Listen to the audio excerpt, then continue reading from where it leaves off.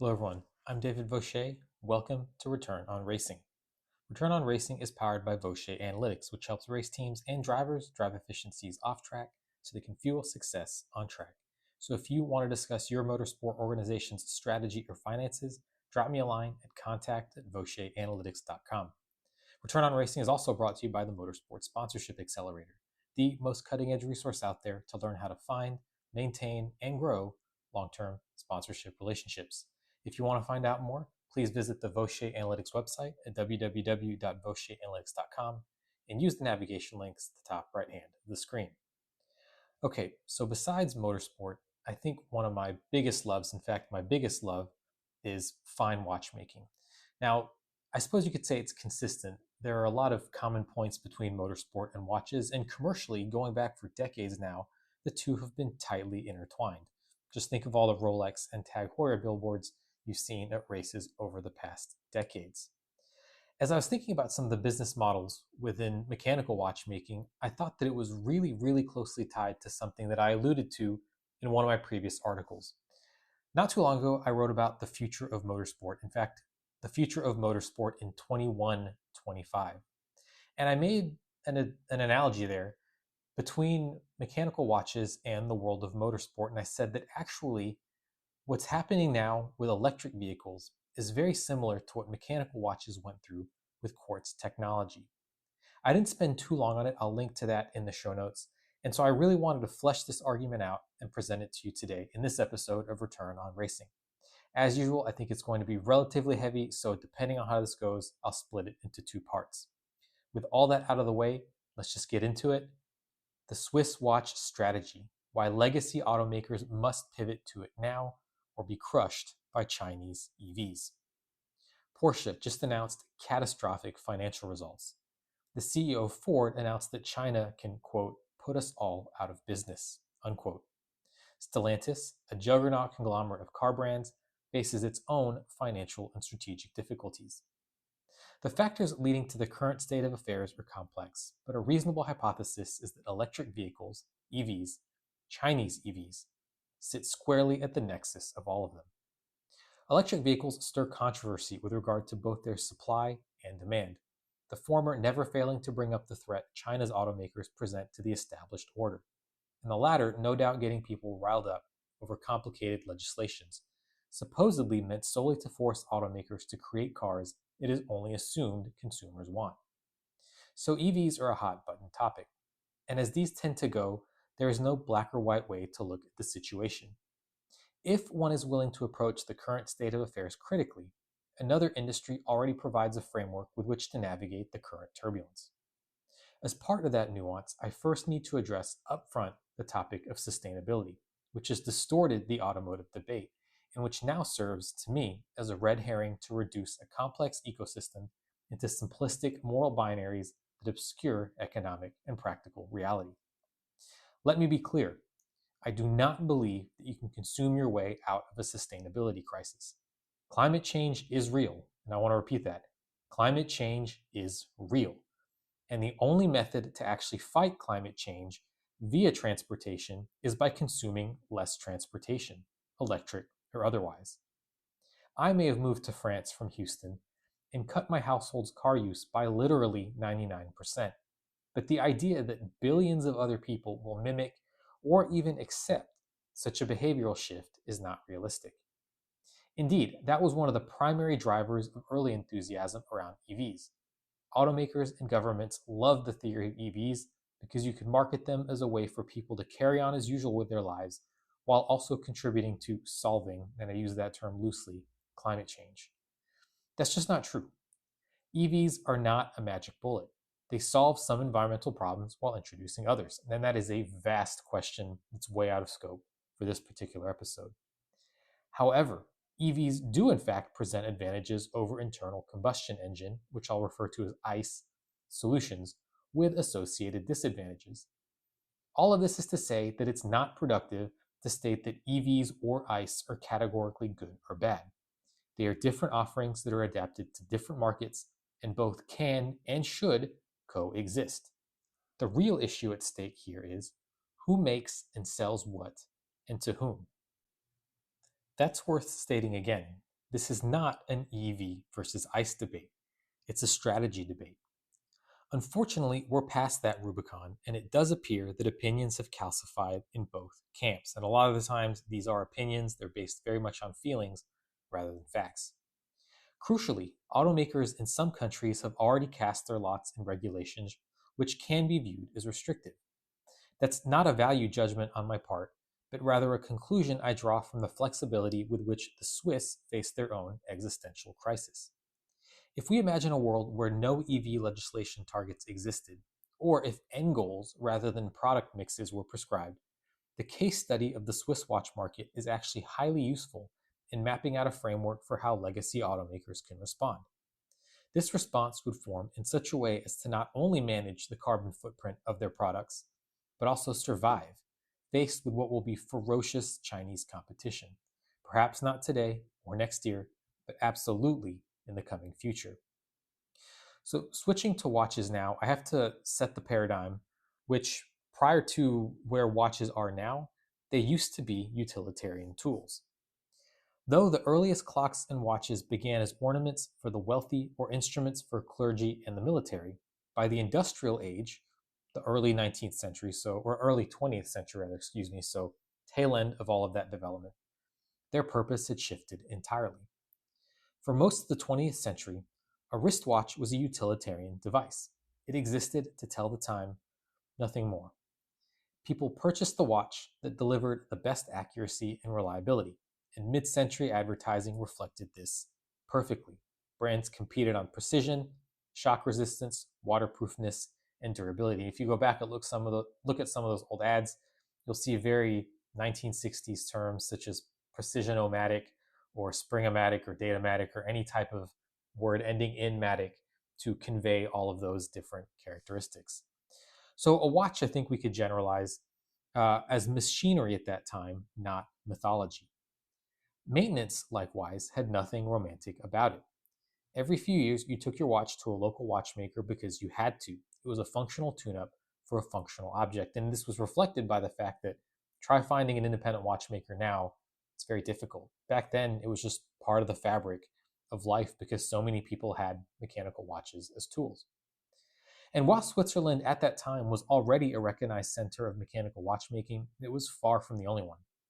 The United States had a thriving watch industry in companies such as Waltham, Hamilton, Elgin, and France had its own significant manufacturers as well. These countries remain economic powers today, yet most people would struggle to name a single contemporary American or French watch brand. The reason is simple. Everything changed with the arrival of quartz. This brings us to a point called the quartz crisis, when Japanese quartz technology hits the market. When Japanese manufacturers introduced quartz movements in the early 1970s, the established order was overturned almost overnight. Quartz watches were far more accurate, far easier to manufacture, and while costly at first, as nearly all new technologies are, they became dramatically cheaper as production scaled. Mechanical watches suddenly became obsolete as precision instruments, the very metric by which they had defined themselves for years.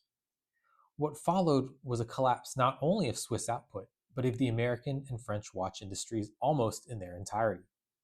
Yet it was Switzerland, paradoxically, that emerged with the most enduring strategic lesson, one that would eventually make it the country synonymous with fine watchmaking. The lesson of the quartz crisis was that you can't commoditize, or rather, you can't compete on features that commoditize. The quartz crisis delivered this harsh but illuminating insight.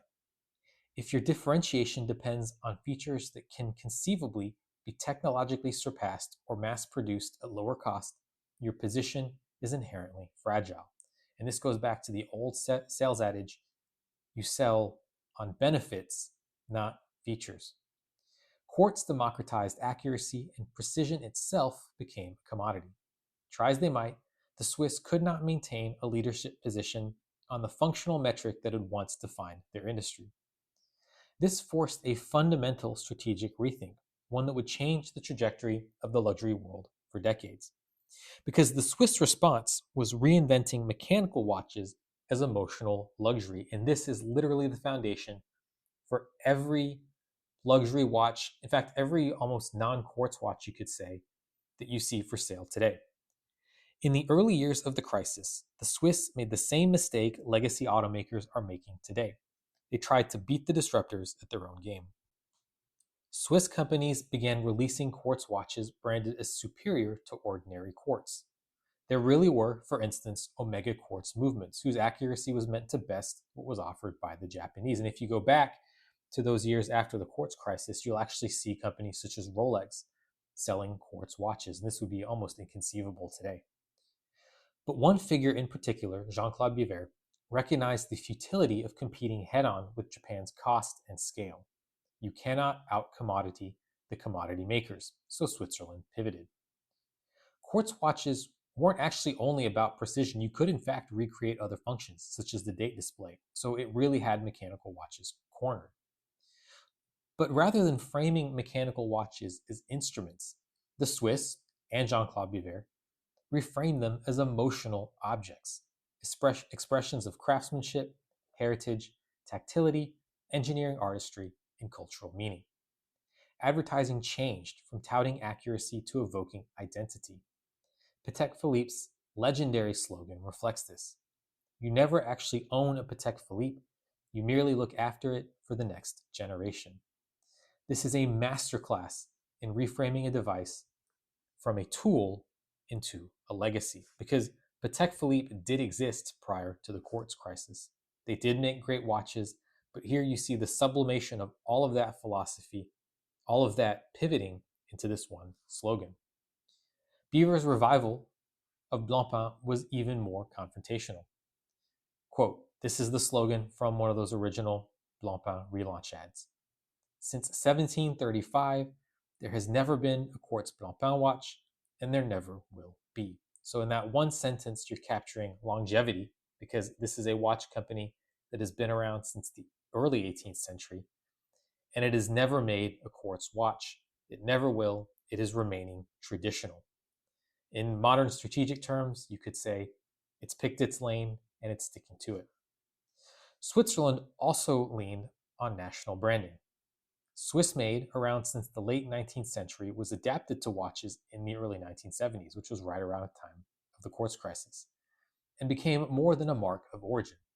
It became a symbol of authenticity and excellence, even though in practice the label's legal definition today allows for substantial foreign component sourcing, and I'll get back to that later on. Regardless, perception, not purity, created value, because as some of you may have heard often, something that was told to me early in my career, perception is reality, and Swiss Made creates that perception. The result of all of this, to me, is one of the greatest strategic transformations in modern industrial history. Switzerland produces a tiny fraction of the world's watches today and captures a staggering share of global watch value. I'm just making these numbers up to prove a point, but it makes basically, again, just for illustration, something like 2% of the world's watches in number, but 98% of the watch market's value in sales. That's how much the Swiss watch industry has pivoted towards selling a luxury good. Think about this. Most people do not even wear mechanical watches, but those who do tend to choose Swiss. And everyone just knows, even if you don't really know watches, everyone just knows that a Swiss watch is a good watch, or conversely, a good watch must be a Swiss watch. Switzerland escaped technological obsolescence by embracing emotional differentiation. But crucially, there was and is no mandate in the market. Both quartz and mechanical watches are available, each with their own pros and cons. And don't get me wrong, as a watch lover, I fully accept and admit that quartz does some really good things. It may not always be to my taste, but they deserve a place in the market. Consumers in this watch market are free to decide the choice that works best for them. So now here's the automotive parallel, where I believe that brands are abandoning their emotional capital. The parallels between the mechanical watch industry and the automotive sector should be unmistakable by now. Cars, like watches, began as technological marvels accessible only to the wealthy before Henry Ford industrialized production and made automobiles indispensable tools for modern life. And certainly in a city like Houston, they absolutely were. For most people today, a car still serves a primarily functional purpose: mobility, independence, and the ability to work and live on one's own terms. Until very recently, that mobility was provided through the most advanced and scalable technology available: internal combustion. So much in the same way that early watches were mechanical, because that's all they could be, cars have mostly been internal combustion. Now, I know electric vehicles have been around for much longer than people realized, but in a scalable fashion, it's been internal combustion. But the automotive industry faces a point of tension the watch industry did not. When quartz arrived, watches fully transitioned from tools to symbols only when their survival depended on it. Cars, however, have always been both tools and objects of passion. Almost as soon as cars took to the roads, people started racing them. And since the post-World War II boom in consumerism, cars have only more intensely become vessels for aspiration. Dreams built on magazine spreads, design posters, childhood fantasies, motorsports legends, and decades of soundtrack-rich emotional imprinting. Quartz watches were welcomed enthusiastically because they offered something unquestionably superior: accuracy, to a tool about which many people probably thought little, if at all.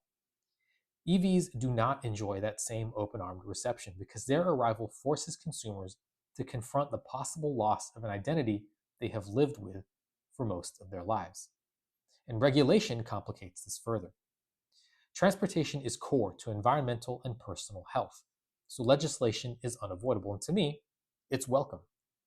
But writing regulation requires a delicate balance between end goals and permissible pathways.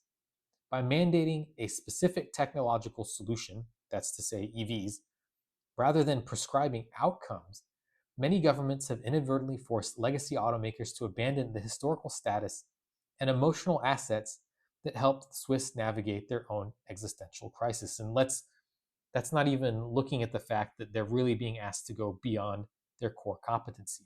Because you could say, well, the core competency is mobility, or you could say it's actually internal combustion. Today, many automakers are doing exactly what Switzerland did before it recovered, discarding their emotional core in favor of a technological race they cannot win. Porsche, to me, is the clearest example. Once held up as a brand defined by engineering purity and motorsport lineage, it basically went all in on electrification, only to discover the catastrophic limits of competing on technology rather than identity. To be fair, at the time, you could understand why the direction was made, but in hindsight, the mistake becomes very obvious. A Porsche air-cooled engine, a Ferrari 12 cilindri, a Subaru Boxer engine, a Mazda rotary. They're not engineering choices. They were originally, but now they're cultural signatures, and they form the sensory and emotional DNA of their respective brands. And in the case of the air-cooled engine, even decades after it's been discontinued. They are the sounds, sensations, vibrations, and stories through which generations have formed attachments. And to discard them wholesale, after decades of refining them, racing them, mythologizing them, without a clear plan for what identity replaces them, is to sever a brand from its source of value. Electrification itself is not the threat here, at least not directly. Identity loss is. Now, to go back on something I said earlier, EVs to me are not an enemy, but rather a misunderstood ally. From the very beginning, if governments truly wanted to accelerate EV adoption, they would have avoided the polarizing language of sustainability and focused instead on the areas where EVs are objectively better. They are quieter, they require less maintenance, they eliminate trips to gas stations, and yes, they allow drivers to feel good about reducing certain kinds of emissions. These are compelling, real advantages, and they deserved clear communication from day one. But while these traits are excellent for evangelizing EV adoption in general, they pose a profound challenge for legacy automakers in Europe, Japan, and the United States. Because if those are all advantages of EVs, then it stands to reason that China offers them more and better than anyone.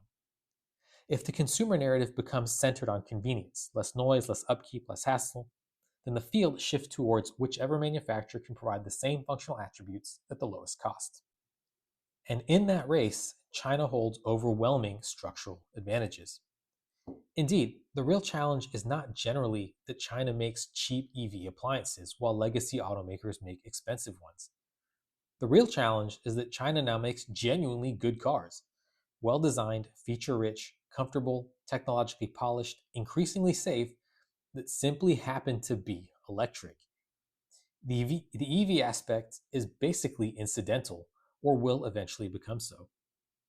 What matters is that China can deliver a remarkably competitive automobile at a price point Western, Japanese, and South Korean manufacturers cannot touch. This reframes the competitive landscape completely. Consumers in this paradigm, and I'm talking mass market consumers here, are not choosing EVs over ICE because of ideology, they're choosing value. And just as buyers eventually embraced Japanese cars in the 1970s and South Korean cars in the 2000s, they will warm to Chinese cars for the same reason. They offer 80 to 120% of the experience at 60 to 70% of the price, and again, just happen to be EVs. The propulsion system does not drive this preference, the value equation does. And for anyone talking about charging grids, this will improve itself as demand increases. That's only natural. China did not enter the global market through EVs because EVs are morally superior or symbolically advanced. They chose EVs because EVs remove the barriers that historically protected Western automakers: complex engine development, decades of accumulated knowledge, legacy supplier networks, emissions compliance, and combustion related intellectual property. EV platforms democratized car making in the same way quartz democratized precision watchmaking. It's not the technology that threatens legacy players, but rather the industrial model that it enables and is enabled by. This is why tariffs are rising, why policymakers are panicking, and why every Western government is trying to slow the pace of Chinese imports. It's not because they fear Chinese EVs won't sell. It's because they know with absolute certainty that they will. And if you don't believe me, the historical precedent of Japanese automakers is not exactly a carbon copy, but you can't accept that and then somehow deny that Chinese EVs will not make a dent in new markets. And once consumers accept that a Chinese car, EV engine and all, is simply a good car, whole swaths of the established car market are in danger. And this is the quartz parallel in its purest form. On that note, I think this is a good time to pause, end the first part of this series, and in part two, I'll cover the path forward. What can legacy automakers do faced with these Chinese EVs in a potential crisis that looks very much like one that has already been lived? If you enjoy these insights, I encourage you to please sign up for the Return on Racing newsletter. This is a newsletter that delivers insights to you on a periodic basis in a short format, with the idea being that you can apply those insights directly to your motorsports operations. If you're interested in signing up, please visit the front page of the Vaucher Analytics website, and I'll also link to the sign up form in the show notes for this episode. As always, I want to thank you so much for taking the time to listen to this episode of Return on Racing, and I look forward to speaking with you on the next episode.